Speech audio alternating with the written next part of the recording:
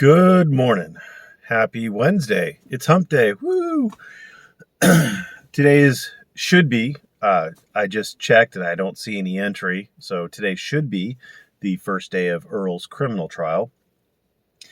I would not expect this to be quick. I would expect this to take probably at least a week, probably more like 2 weeks. I would expect this to be probably about 2 weeks. They've got a lot of witnesses that they're going to end up calling. I think they're going to call CPS caseworkers. I think they're going to call police officers. At least this is what I'm assuming the prosecution is going to call. And I'm assuming they're going to call family members, like several family members, at least two of the daughters, maybe an ex-wife or two. I mean, I have a feeling there's going to be quite a lot of witnesses, and I don't know who, if anyone, Earl is intending to call, but he may be calling witnesses as well. So I would expect to take at least a week, at the very least a week, probably more like 2 weeks. So don't expect a result today unless that result is that it's been continued, which I guess could theoretically happen. I wouldn't expect it, but anyway. The purpose of today's video, though, is that Earl put up a post, a community post on his News Now Houston page about, I want to say Joe Walsh. Anyway, some TV star who I guess was doing like America's Most Wanted or something like that. His daughter is alleging that he abused her, and Earl posted it. And before I jumped to conclusions, I wanted to kind of get an idea of why Earl would have posted that, because, you know,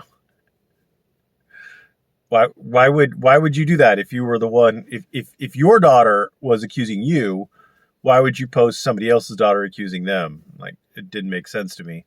So in reading through the comments, it seems that Earl's point is that if you believe Earl's daughter, then you have to believe this guy's daughter. And if you disbelieve this guy's daughter, then you have to disbelieve Earl's daughter. And that doesn't make any sense at all. If that were the case, then, you know, one person one time would have accused somebody of rape. And if that person was believed by the jury, the accuser, if the accuser was believed by the jury, then every accuser ever would have to be believed in perpetuity. And if the accuser was not believed, then every accuser would have to be disbelieved into perpetuity. But it doesn't work that way, because each situation is different. Each situation has its own set of circumstances. And we can draw rational inferences from things like past behavior.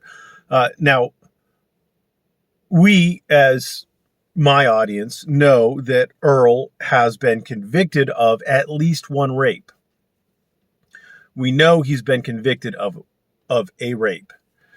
He may have been involved in more. He was accused of more, but he was convicted of one rape, right? So we know that Earl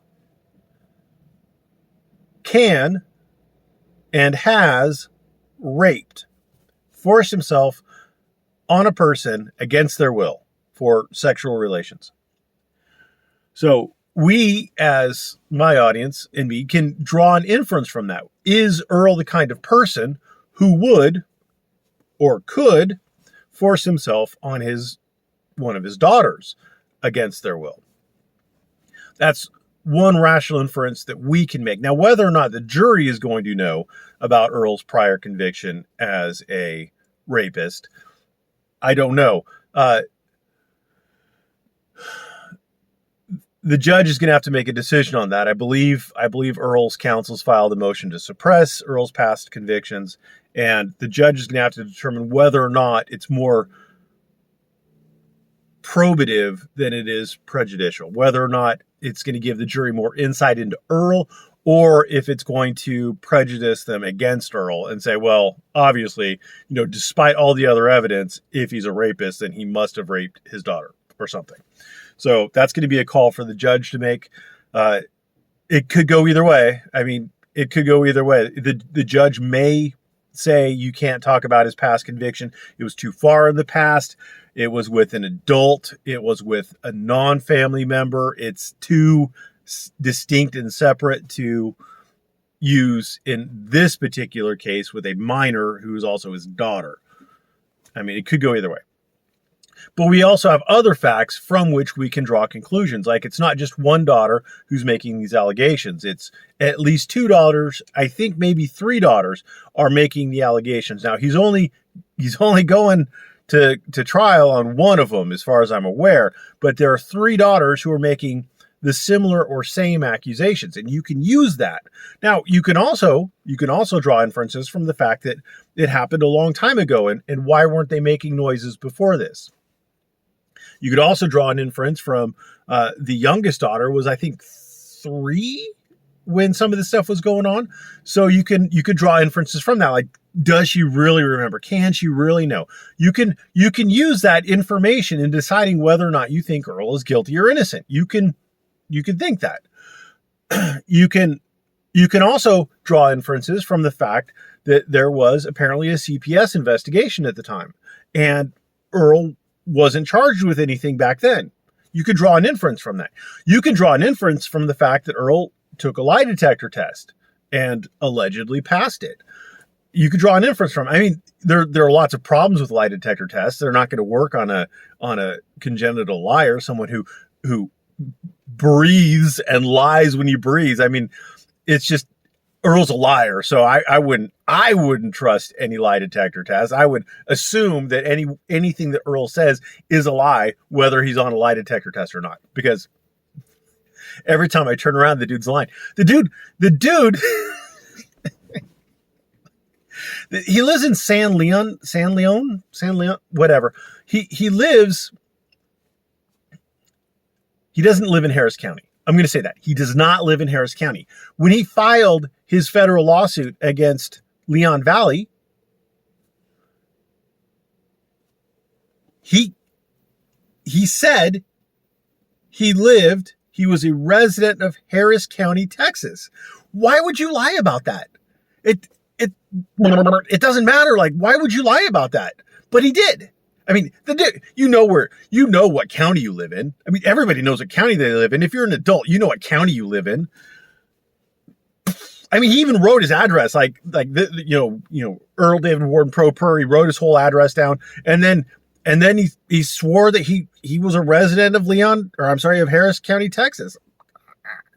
The dude's a liar. He can't help himself. He's a liar. Anyway, I'm going off on a tangent. Long story short, though, because I don't want to make this more than 10 minutes, and I'm already about the 8-minute mark.